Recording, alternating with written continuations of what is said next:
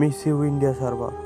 একটা সময় ছিল যখন সকালে ঘুম থেকে উঠতাম এবং উঠেই আমরা ফোনটা হাতে নিতাম আর একটাই গেম খেলতাম, যেটা হচ্ছে ফ্রি ফায়ার। তখন সার্ভার ছিল ইন্ডিয়া সার্ভার, আর সেই সময়টা ছিল আমাদের গেমিং জীবনের সব থেকে সুন্দর সময়। নেট স্লো ছিল, ফোন ভালো ছিল না, তবু খেলে মজা পেতাম সীমাহীন। তখন ড্রেস কালেকশন ম্যাটার ছিল না, গান কালেকশন ম্যাটার ছিল না, ম্যাটার ছিল শুধু বন্ধুদের সঙ্গে খেলা। আমরা একসাথে হাসতাম, একসাথে হারতাম, একসাথে জিততাম। তখন ফ্রি ফায়ার মানেই ছিল ফ্যামিলি, একটা ছোট্ট স্কোয়াড যারা ছিল আমাদের জীবনের অংশ। আর তখন ছিল আমাদের ইন্সপিরেশন টোটাল গেমিং, জ্ঞান গেমিং, গেমিং সুব্রত। তাদের ভিডিও দেখে আমরা ভাবতাম একদিন আমরাও হব একজন গেমিং ক্রিয়েটর। এসকে সাব্বির বস নাম মানেই ছিল একটি ব্র্যান্ড। তোমরা যারা ওল্ড প্লেয়ার আছো তোমরা তাকে চেনো।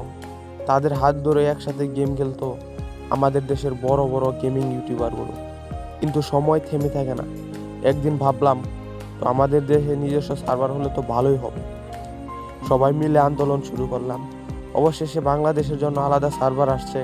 প্রথমে খুশি হয়েছিলাম, ভাবলাম নিজের দেশে সার্ভার, নিজের ভাই। তো কিছুদিন পর বুঝলাম আমরা পেয়ে নয় বরং হারিয়ে ফেলেছি অনেক কিছু। হারিয়ে ফেলেছি সেই পুরনো বন্ধুত্বের যাদের সঙ্গে প্রতিদিন খেলা হতো। পেয়েছি সেই ইন্ডিয়া সার্ভার এবং ভাইব, সেখানে পিং বেশি হলেও হাসি ছিল বেশি। আমরা এখন বাংলাদেশে খেলি, পিং কম, গ্রাফিক্স ভালো, কিন্তু মনটা আগের মতো ভরে না। ছবিতে ঢুকলেই মনে হয় কিছু একটা নেই। সেই পরিচিতি নামগুলো, পুরনো স্কোয়াডের হাসি কোথায় গেল? পরিচিত নামগুলো, পুরনো স্কোয়াডের হাসি কোথায় গেল? আজও আমি গেমে ঢুকি, প্লে করি, কিন্তু মাঝে মাঝে মনে হয় যদি আবার ফিরে যাওয়া যেত সেই ইন্ডিয়া সার্ভারে। তখন হয়তো সব কিছু পারফেক্ট ছিল না, কিন্তু ছিল এরকম পিওর হ্যাপিনেস যেটা এখন শুধু স্মৃতি হয়ে গেছে।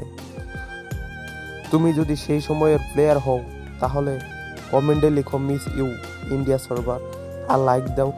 সত্যি যদি মনে পড়ে সেই পুরোনো দিনের ফ্রি ফায়ার দিনগুলো।